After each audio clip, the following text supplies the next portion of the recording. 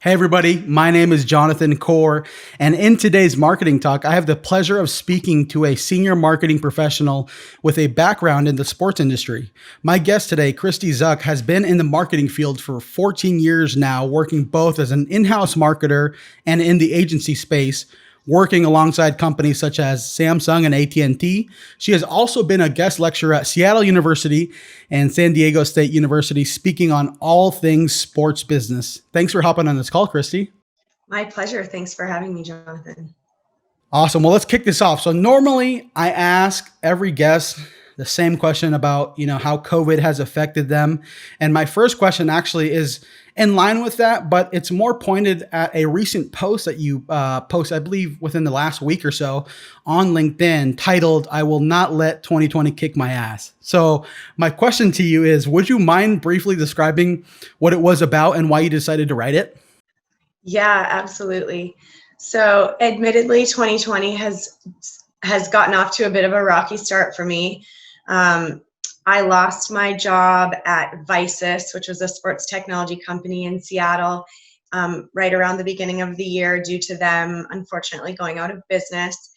And then I got a new job, but then subsequently lost that job due to COVID. So, it's been a rocky few months. And as a result of that, I actually had to leave the United States because I was working there on a work visa. So, there's been lots of change and lots going on. And I think I've really just been working hard to stay mentally positive and, kind of control the things that I can control. And as I looked around my network in the sports industry in particular, I noticed that, there was more and more people posting about being unemployed, losing their jobs, or kind of some sort of shift in their employment due to COVID. And I really just wanted to write the article to sort of share my experience of what I've gone through over the last few months, but also to share some kind of tips on what I've been trying to do in order to stay positive and make the most of the situation.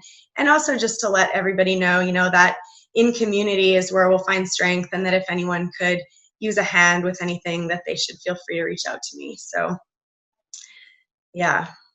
So first off, I want to say thank you so much for posting. I really like it's very encouraging when I see people be really transparent and open. You obviously talked about, like you'd mentioned, the work visa piece. That's not an easy piece to talk about. There's so many things that are incorporated, like especially like when we initially chatted before this call, like you just sharing this and like being able to, at least from my perspective, being able to articulate it really well and be calm was very encouraging. But it's also too, like, it's true, like based off of what you mentioned on there, it hasn't been easy, but you won't let that ultimately define, the rest of your year, which I think is a great outlook. So my question, a little bit unpacking that piece with with the article, you had mentioned you wrote a few tips on how you're actually approaching, kind of shifting your mindset about this year. What are one or two of the points that you mentioned in there? I remember you talking about Rachel Hollis briefly. Like, would you mind just sharing a few of the topics or points that you mentioned? Yeah, I think that sort of her quote was something that motivated the title of the post, which is that she said, I just won't let 2020 win. I'm not going to let this kind of pile of crap that this year is sort of feeling like define me. And if it is a pile of crap, I'm going to plant vegetables in it and grow something from it, And so that was really resonated with me. And I figured even in the most adversity, there's obviously ways that we can come out on top. So really trying to reframe the situation and is something that I've been trying to do so frequently. I'm not always succeeding at it as well as I'd like, but trying to reframe, like, why is this happening? Why is the world in the state that it's in? Why am I jobless for the second time in 6 or 7 months? As opposed to thinking of it that way, I'm trying to think, like, what is the opportunity? Why is this happening for me? And really finding the bright side of that, which could be like freedom and seeing my family more and having more time to pursue different things than, when you have a full-time job, you're often so busy with that it's hard to really sort of expand your horizons into other things. So it really has been an opportunity for me, but when you're in the thick of it, it can certainly be hard to keep that in mind. Well said. That's a great way of articulating that. So now I'm going to segue us more into your career story, just like your trajectory, just within marketing. So this question, so a lot of these conversations that I've had with different marketers recently or lately, didn't go to school for marketing or didn't start their career in marketing. But it's interesting because you went to school for marketing, you've had a career in marketing. So my question to you is, why did you decide to pursue marketing, and also too, why have you decided to stay so long in the industry, specifically in marketing? I had to think about this question a little bit when you first mentioned it to me, and I think that for as long as I can remember, even being a kid, I really was fascinated with marketing. There was this thing that they used to do where they would, in the city that I grew up in, at the movie theater, they would have the can market like advertising awards or the best ads of the year. They would have them. They would show that in the movie theater when we were little kids, and so we would go there. And I was always fascinated with advertising, and how brands could craft these sort of stories in a really short amount of time that would make you feel an affinity for their brand or get excited about something. And so just to really create connection through story and through branding was what really got me excited about marketing. So it was almost like brands and branding that got me excited about marketing from the beginning. But when I was a teenager, I always dreamed that I would work in like advertising at a big advertising agency, very Mad Men style. That was kind of my dream. And so it was just kind of the consumer behavior and understanding how people think at the root of it that I think always fascinated me. And marketing is just such a creative endeavor, and it's always different. And I think so from where I started to where I am, I mean, I've certainly not had a straight path. It's been all sorts of different things, and marketing is really, so many different facets of an industry that's really not that it's very broad. So I've been able to do lots of different things. So that's really kind of what, led me to it, but then what's kept me in it as well. Yeah, that's a great illustration of it, specifically with like how broad marketing is. It's creative, it's human, but then it's also very technical. There's a lot of data behind it. So it honestly just kind of covers a lot of things. And especially now I'm starting to see marketing and culture start to play a piece together. So that's a huge influence there. So I'm glad you were able to share that piece. So when you were sharing a specific story when we were connecting about um, the Olympics. And so my question is, would you mind briefly sharing that story, and then ultimately how that led you to eventually go get your MBA at San Diego State? Yeah, sure. So I think that sports played a big role in my life growing up, and I think I always had a sense that I wanted to have a career in sports. But I grew up in a small city in Canada, Saskatoon, Saskatchewan, which a lot of people think is a made-up name, but it's very real, I can promise you. And but because of that, I didn't feel like I had a lot of models for people that were working in professional sports or sports marketing. And so I had this idea that I wanted to have a career in sports, and I loved marketing, but I had no idea how I would really find the intersection of those two things. And when Vancouver was awarded the Olympic Games in 2003, it was like a light bulb went off in my head, and I thought, this is it. This is how I'm going to do it. I'm just going to move to Vancouver, and I'm going to get a job for the Olympics, and that's going to be it. Of course, I was young and naive, and I thought that was going to be very easy and very straightforward. And it wasn't quite that easy. I did move to Vancouver in 2006, so 3 years after that, right after I finished university, with the goal of getting a job at the 2010 organizing committee. And it took me about 3 years from that point to actually get an opportunity at the games. But when I did, it honestly couldn't have been more perfect. I had a chance to work in commercial rights management for the hockey venue and the celebration venue in Vancouver. And it was honestly very life-changing for me. I worked harder than I ever had before, with very little rest. I actually got pneumonia after the games because I was so just, my immune system was just on zero because I hadn't rested or taken care of myself because I was working so hard. But I'd never been more invigorated by anything in my life. It was such an exciting opportunity to be a part of something like that. And I thought, okay, I have to, this has to be my career. And I had been working in a really great job in Vancouver for Kraft Foods So, a job that many people probably would have coveted, but at the time I was like, nope, this has to be my job. So I actually left Vancouver and went traveling for a bit and sort of went on a search for how I was going to get my foot in the door in the sports industry, when in Canada, after the Olympics, there were really 10,000 people now out of work that had just had the same experience as me and were probably looking for something similar. So I found an opportunity to go down to San Diego State to get my MBA in sports management. And as a marketer, as somebody that had an undergrad degree in marketing, I felt like an MBA was definitely what I was looking for. And San Diego State, I think, was honestly probably just the first thing that I came across.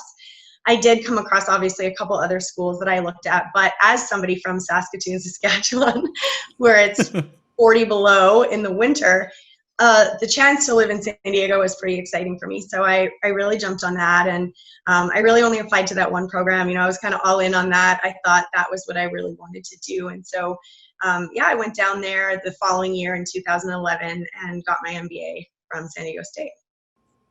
That is so encouraging. Just hearing just like your willingness to just go out there and make it happen. Like you mentioned, like this highly coveted position at Kraft Foods, which isn't a bad thing. It's just, you just were following your heart as opposed to just, what made sense, maybe logically or whatever. And maybe this was logical, but it's really encouraging nonetheless to hear a story like this. So you alluded that you came from the small town. I don't even know how to pronounce Saskatchewan. Saskatoon is the name of the city. Saskatoon. Yeah. Okay. I'm probably thinking about The Office right now. I think there's a reference there. But so my question is, you said you grew up in this small town and you've loved sports. So like, where do you think your love for sports, and I assume it's hockey, since you had mentioned hockey specifically, where did the passion for sports come from? Yeah. So my dad was actually a professional athlete. He played professional hockey for about, I think, 12 years. So although he was done playing by the time I was, growing up, it was just such a foundational part of our life. Hockey was always on TV. We were always at the hockey rink.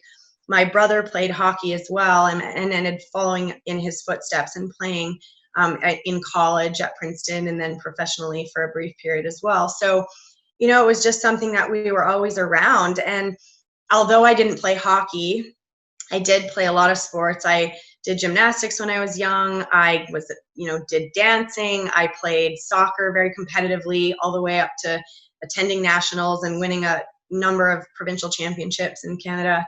But I also played volleyball, ran track and field. I played badminton. Like, I kind of just did it all. Sports was everything in my life. It was every single day, before school, after school.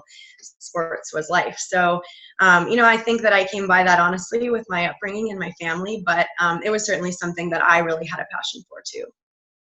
So on a scale of excited to excited, how excited are you about the new Seattle team, Kraken? 500 out of 10. Very excited. Could not be more excited. And now, especially that we get to see what that really looks like and how that's going to come to life, I think it's even more tangible and more exciting. And I'm super, I'm counting down the days till I can see how they bring it to life in the arena. I think that Climate Change Arena is going to be a really special place, where I know they're going to be very tech forward, and it's going to be really amazing to see how they bring the Kraken to life there.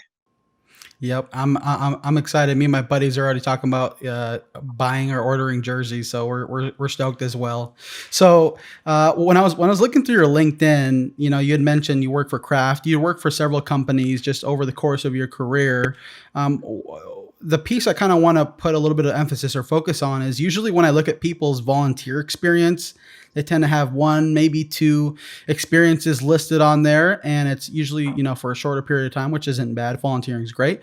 But when I looked at yours, honestly, I thought it was like it's like a full resume of volunteer experiences, which is awesome. Cause hey, obviously you're very philanthropic, and you love doing this sort of stuff. But I'm curious, how significant have these experiences been for you, and have ultimately allowed for you to grow and evolve into a better marketer and really just businesswoman? Yeah, I think that it was something that came from my family. My parents really encouraged us to volunteer ever since we were little kids. We would do it as a family quite a bit.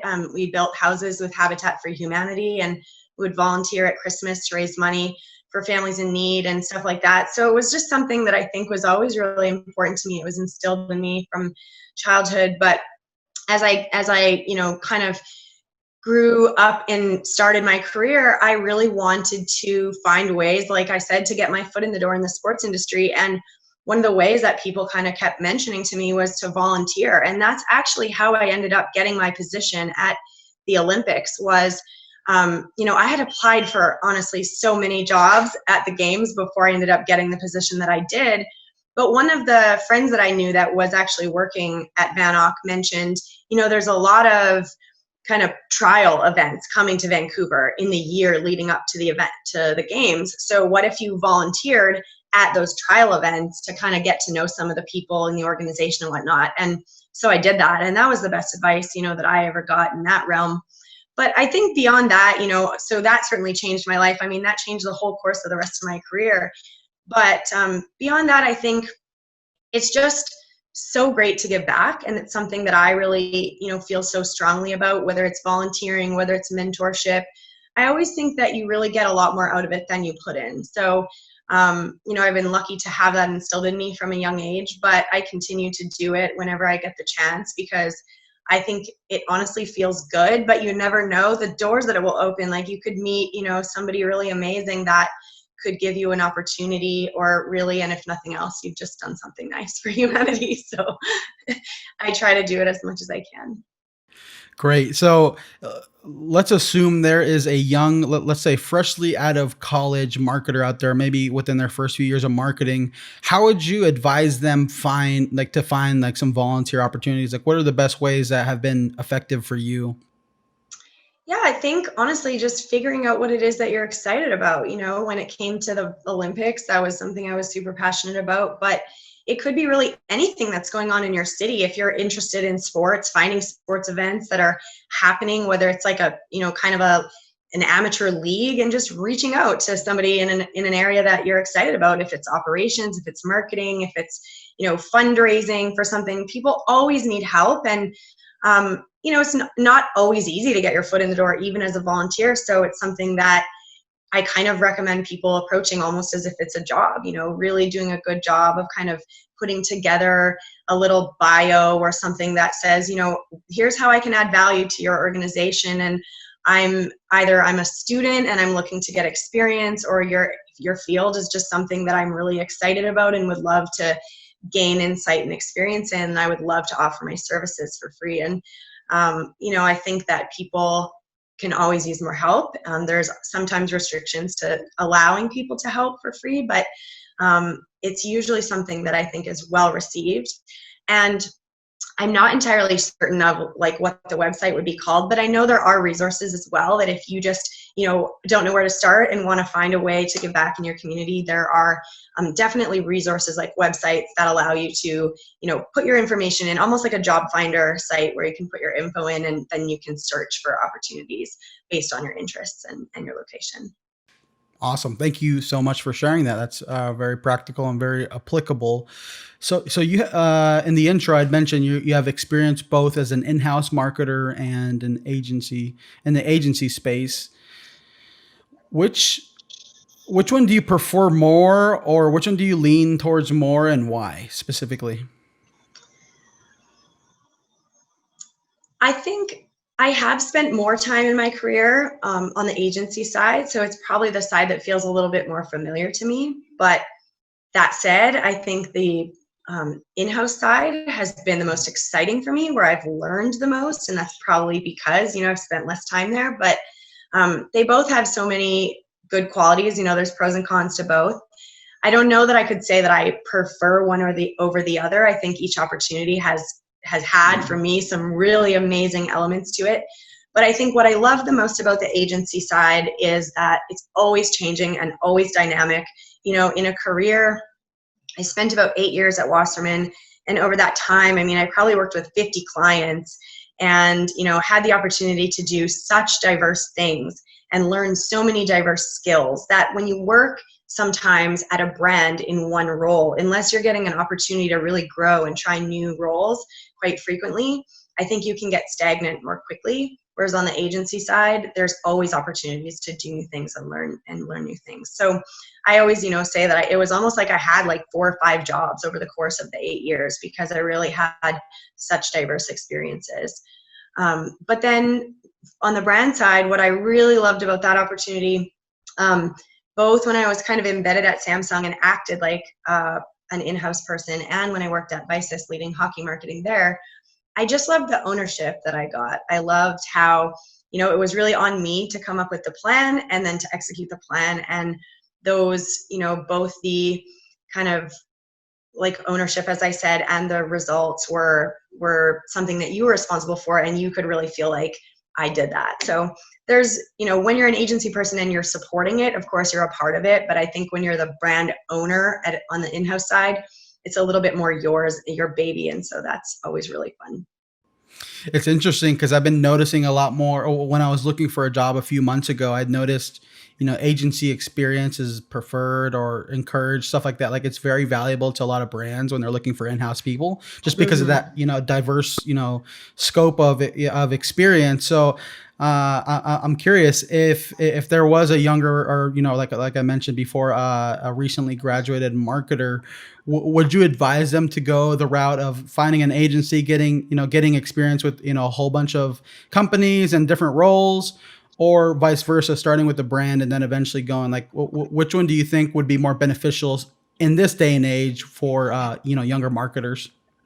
Yeah, I think agency experience is really beneficial. Like you said, a lot of jobs really appreciate that because I think it gives you so much insight into the way brands work, and you do kind of have access to a lot of different resources. What I found is that in-house teams are often very resource and time starved. They're outsourcing a lot of things to agencies for a reason. And so the agency people end up really doing a lot of the nitty gritty work. And of course, in a support function, that's what they're there for. But I think you just honestly get so much hands-on experience, and you really get thrown into the fire at agencies, from my experience. So I think for a young person, especially because there are typically a lot of agency jobs, there's a lot of entry level work that can be found, or internships that are available. I think that you'll definitely get a lot of great experience if you start in an agency, and it will give you a lot of insight into the way brands work. So I don't think it would preclude you from then being able to move over, unless you spend, that's kind of why I was motivated to switch over, because I didn't want to spend 15 years working on the agency side and then limit myself if I did decide that I wanted to move over at some point. Yeah, that's great insight and perspective on both of those paradigms. So I asked you in the call leading up to this call, specifically on what you believe your strength was, or what what your strength was within marketing over the course of your career. And you prefaced it by saying, I know this may sound cliche, but it's building trusting relationships. So my question is, what would you mind elaborating a little bit more on that? What that exactly looks like, and then also to the kind of philosophy that you go by, which is 1 + 1 = 3. Sure. So, it does sound cheesy, but I really think that, especially because of the years that I spent on the agency side, one thing that you learn very quickly is that, your whole job is just people, working with people, how you communicate, really making sure that everyone above you, beside you, at your client is, on your team and feels like they're in the loop and really kind of valued and being heard and you're getting the job done. So I just, I always felt like I was just kind of a personable, individual, and I got along with people really well. And what I learned over time was that those relationships that I was building really naturally, unintentionally, like kind of around the water cooler, or becoming friends with people that I worked with on different teams. Like for instance, in the agency setting, friends I was building on the creative team or in the administration team, those relationships would come to be the most important things for me in those clutch moments where we were against a tight deadline and I needed a favor, or we needed to really motivate people to work harder and harder and harder. And I think that at the end of the day, the relationships are the only way that you can really get that work done, and have everyone kind of still enjoy themselves. And so, I think that it's probably something that comes naturally to me, but also something that I tried to really always foster is the philosophy to build your bridges before you need them, and really kind of build those relationships, not with a motivation behind them, but just to truly care about people and build relationships with everyone around you, so that when you need something, or just to make your job more fun, I mean, really at the end of the day, it's the people that make it great. So I've always tried to put a lot of weight in building those relationships. And the saying 1+1=3 was something that came from one of my very favorite managers that I ever had. His name is Alex Chang. As a partnership philosophy, he was like, if we can build partnerships where each partner brings 1 to the table, but the outcome is 3. The idea that the kind of sum of the whole is greater than, the whole is greater than the sum of the parts, is really like this philosophy that extends beyond partnerships, to really just relationships in general. What you bring to the table and what I bring to the table when we work together is going to be so much bigger than just if I did work individually and if you did work individually. So I think, again, that goes back to, to just building relationships and caring deeply about people and really putting people first is, I believe, the way that kind of business gets done the most efficiently, the most effectively, and really in the most fun, having the most fun. Yeah, I really like the way you mentioned or phrase the, building a bridge before you need it. I actually recently heard a podcaster say something along the similar lines of, you have to dig a well before you get thirsty. And it's not saying, Mm-hmm. hey, it's a transactional relationship, but it's just like you're just paving the way for what opportunity could benefit both of you, or, depending on what season of life you're at. So I think that's a great way of articulating that.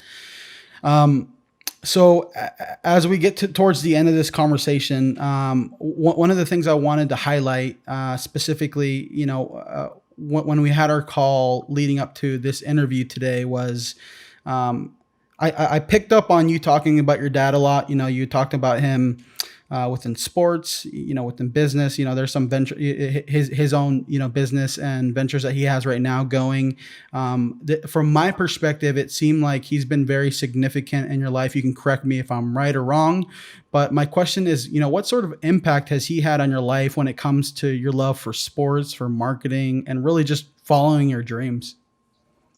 Yeah, well, you're right. You're very perceptive. My dad definitely has had a huge impact on me, throughout my upbringing. Obviously, his love of sports certainly translated to me. I think a lot of the lessons that he learned playing professional sports and just kind of the way he lives, really focusing on habits and just being very disciplined and sort of very goal oriented. I would say that's one of the things that he taught me from a very young age that really has impacted the course of my life quite a bit. I think I'm very lucky to have 2 very supportive parents. So certainly not only my dad, but he definitely, just impacted me through the way that he pursued his goals and the lessons that he taught me. And so, I think he's been a very successful businessman. He's actually a real estate coach and developer. So he kind of developed, business, not like land developing. But he's done regional development for a real estate company, and he is sort of known as a manager and a leader that really cares about people and really helps them grow. So I think that's something that I've always really admired and certainly look up to now in my career as well. Yep, and honestly, like it's hearing your story, even talking about the Olympics and really your journey up to this point, I think is a great illustration of the impact that your parents have both have had over your life. So it's really encouraging to hear stories such as this. So, as I get to the last 2 questions before we hit the rapid fire questions, my first question is right now during the pandemic. Especially looking for jobs, it's like that's a full time job. It's a full time job till you find a job. But what are you currently doing right now to stay on the cutting edge and continue to learn, an ever evolving industry like marketing? Yeah. Well, I do a lot of reading, definitely. I love audiobooks, so I'm always reading audiobooks or listening to podcasts. I've actually been really lucky as well, to get some consulting work through, just my network, which as I've been reaching out to people, talking to them, as I've been, looking for work and kind of trying to figure out what the next chapter looks like for me, I've had some people in my network ask me if I'd be willing or interested to help them with their business. So that's been really fun. And I think that I refer to that as a way to learn, because, the work that they're asking me to do, whether I've done it before or whether it's kind of a refresh on certain skills that I haven't used in a while, I'm certainly learning as I go. But I think that anytime you can do anything hands-on, I think that's always a great way to learn. But as well, what I'm really loving is how many resources there are out there. There's so many good books, so many good podcasts. There's really just too many to consume. Yeah. But, I think that if you have a desire to learn any given thing, there's just tons out there for you to be able to learn it. Yep, you learn best by doing. So that's I'm glad to hear that you're having some success there. So if we were to wind the clock back to 2006, if you were able to sit down today with Cristi back in '06, what advice would you give her based off of everything you've experienced and know now within your marketing career?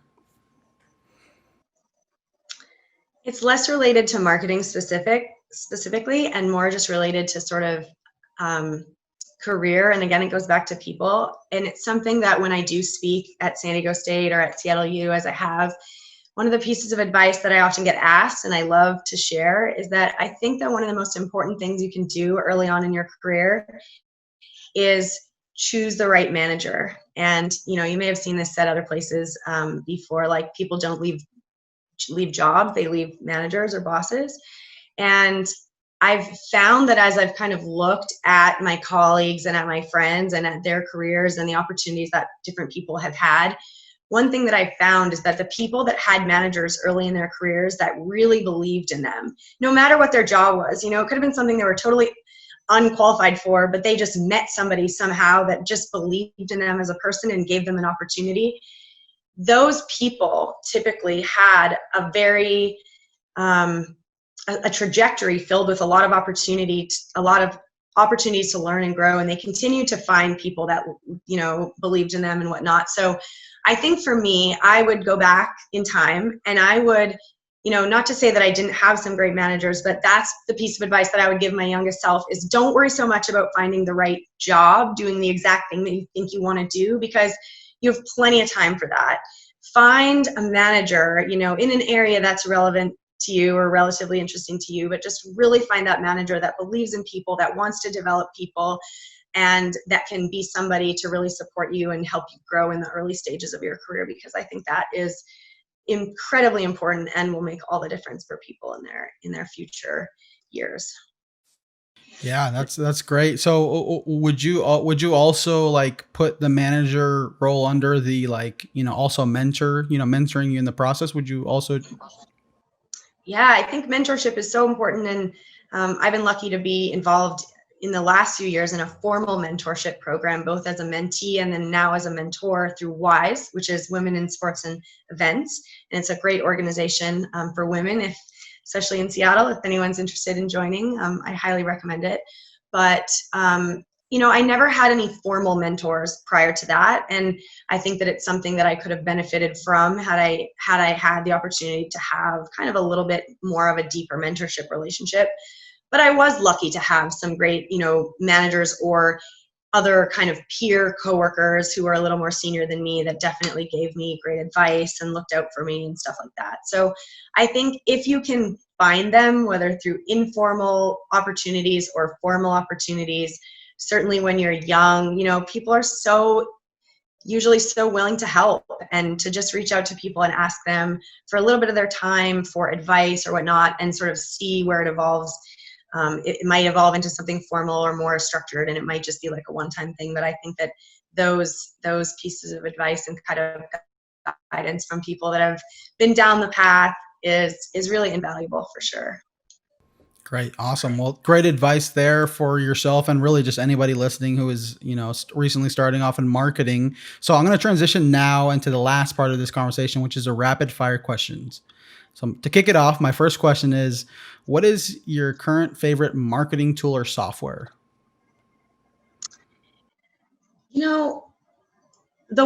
The tools that I have used the most, that I think have changed my job for the better the most in recent years, because I haven't been managing digital so closely. In the years that I managed digital, I used all sorts of like social insights, Google Analytics, all those things. Those are all great. But I found that using a project management software like Asana has been really, really impactful, especially for small teams. If you were just kind of doing things through email and stuff like that before through Excel, getting on board with like a project tracker like Asana has been really game changing.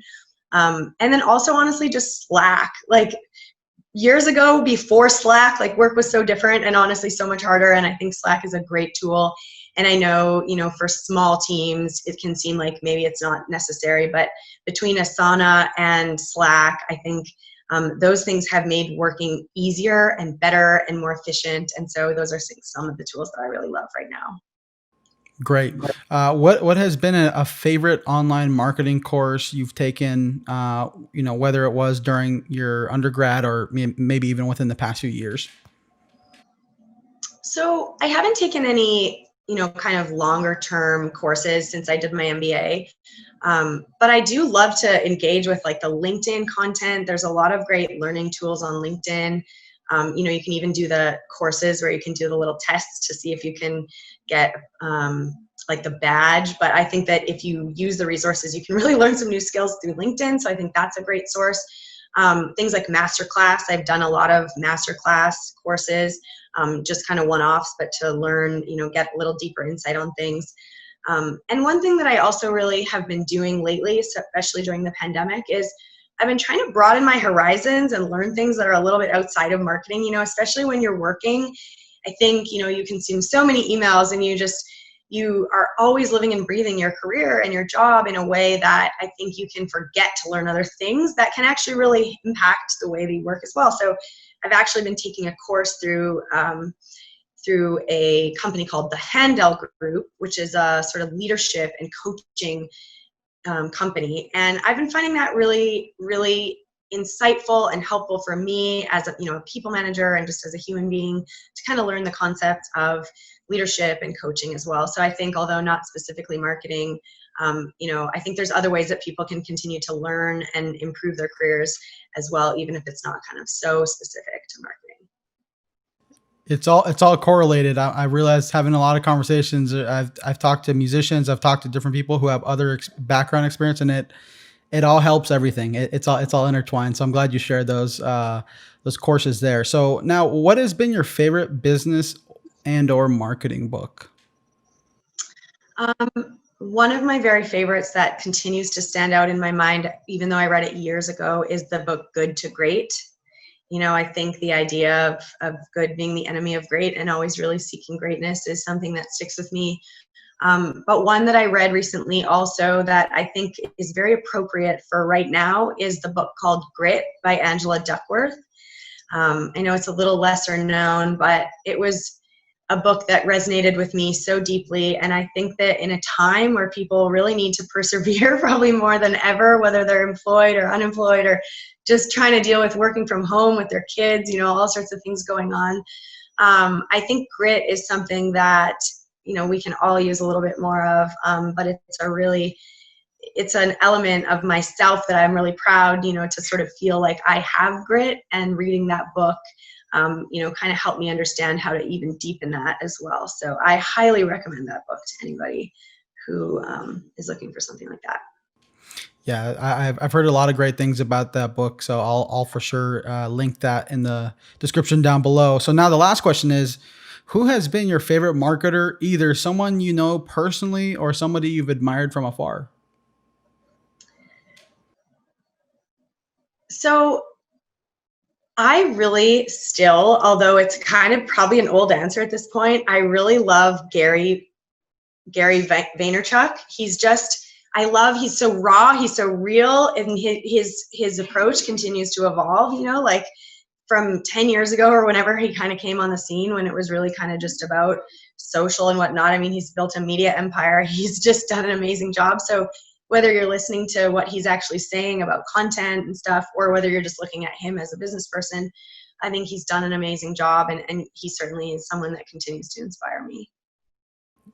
I'm on the same boat, and he's honestly been probably the most popular person that people are referred to, which is great. I mean, he has a lot of impact just across a lot of sectors. So, if people are interested in connecting with you or learning more about what you do, what are some of the best channels to do so? Probably the best channel is LinkedIn, especially now I'm very active on LinkedIn, and I think it's a great place for people to connect from a career and business perspective. You can also find me on LinkedIn. It's just my first name and then my last name. Or sorry, on Twitter. Both channels are my first name and then my last name. I'm less active on Twitter, but I've been trying to be a little bit more so, just keeping up with that channel as well. So find me anywhere that you can find me, I guess. Awesome. And I don't know if you're going to give me some pushback, Christy, but I want to be able to announce this initially. She has something in the works similar to podcast. I'm not going to say what it is yet. So I will leave that to let her, showcase that when it comes out. But be on the lookout for that on her LinkedIn. I'm sure she'll probably post about it on there. Thank you so much, Christy, for hopping on this call and really sharing your knowledge, experience, and really resources for me and the marketing community out there. Oh, my pleasure.